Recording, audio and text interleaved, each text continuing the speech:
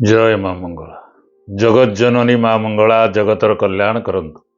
नमस्कार दर्शक बंधु, मु ज्योतिर्विद प्रमोद शतपथी जंत्र ज्योतिष कार्यक्रम को आपण मान स्वागत करुचे।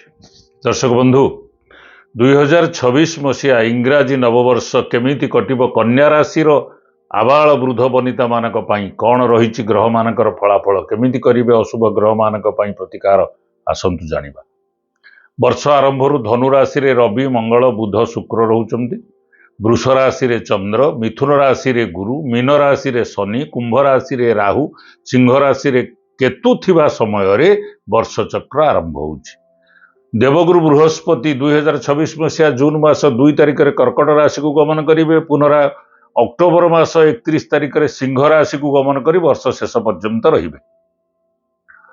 राहु डिसेम्बर मास 5 तारिख रे मकर राशि को गमन करी वर्ष शेष पर्यंत रहिबे। केतु डिसेम्बर मास 5 तारिख रे कर्कट राशि को गमन करी वर्ष शेष पर्यंत रहिबे।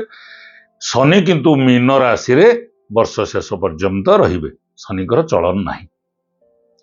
तेबे नुआ वर्ष नुआ नुआ योजना नुआ नुआ स्वप्न देखिबार सुजोग देई थाए, जेमिति कि शिक्षा क्षेत्र रे कोन हबो, स्वास्थ्य केमिति रहिबो, कैरियर केमिति गढिबे, व्यवसाय वाणिज्य केमिति चलिबो, पारिवारिक वैवाहिक जीवन केमिति बीतिबो, एमती अनेक प्रश्न मनरे उंकी मारी थाए। एई नुआ योजना नुआ स्वप्न को 2026 मसीहा केते दूर साकार करूचे, आसंतु प्रथमे जानिबा कन्या राशि जातकर राशि फल अनुसार कौन रही शुभाशुभ फल।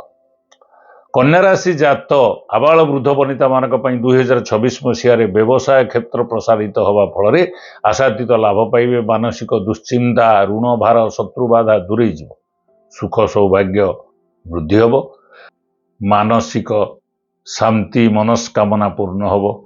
दायित्व बढ़िबा जोगे कौनसी महापुरुषंकर आदर्श एवं सिद्धांत अनुसार कर्म क्षेत्र रे आगेइबे। माली मोकदमारे सफलता मिलिबो, आर्थिक स्थिति रे सुधार आसीबो, परिवार रे सुस्थ वातावरण जारी रहिबो, परस्पर को सहाय्य करी उत्तम योजनाबद्ध होबार मध्य बहुत संभावना अच्छी। व्यवसाय संबंधी समस्त जरूरी कार्य और आवश्यक अर्थ आदान प्रदान सुचारू रूपे हो पारिबो। प्रवास यात्रा रे विशेष लाभवान हेबे। पुरातन रोगर उपशम मिलिबो। वाद विवाद परीक्षा प्रतियोगिता माली मोकदमा साक्षात्कार रे मध्य सफल हेबे। उच्चाधिकारी सहकर्मी माने कर्म क्षेत्र रे सहयोग करिवे। राजनीति क्षेत्र रे लोक संपर्क आत्मसंतोष बढ़ेइबो। आशा करुथिबा खबर पाई खुशी होई जिवे। व्यवसाय रे प्रतिद्वंदिता सत्वे लाभ सुनिश्चित हब। कर्म क्षेत्र रे नानाविध सुजोग शुभ फल मिलिबो। राजनैतिक क्षेत्र रे विपद संकुल देखा देई पुनि टळि जिवो। पारिवारिक क्षेत्र रे साधारण चलने अतुट रहिबो। अशुभत्व को खंडन करिबा पई, शुभत्व को लाभ करिबा पई प्रत्येक गुरुवार मानकरे अस्वस्थ वृक्ष मूल रे गुड़ थोई प्रणाम करंतु, प्रदक्षिण करंतु। प्रत्येक शनिवार पानी रे टिके गोमूत्र बा गोमय पकई घर को पोछंतु। सबु समय मयूर चंद्रिका एवं सबुज रंगर रुमाल टे पाखे रखी यात्रा करंतु। ताले देखिबे ये वर्षटी बहुत भलरे भलरे कटई दी पारिबे। प्रतिकार द्वारा समस्त रिष्ट कष्ट खंडन होई सुख शांति रे काहातिपात करि पारिबे। दर्शक बंधु, आमर भिडियोटी जदि आपको भल लगी थाए ताले लाइक करंतु, शेयर करंतु। हाँ दर्शक बंधु, आम चैनल को जदि सब्सक्राइब करना ताले एबेठारु सब्सक्राइब करनियंतु।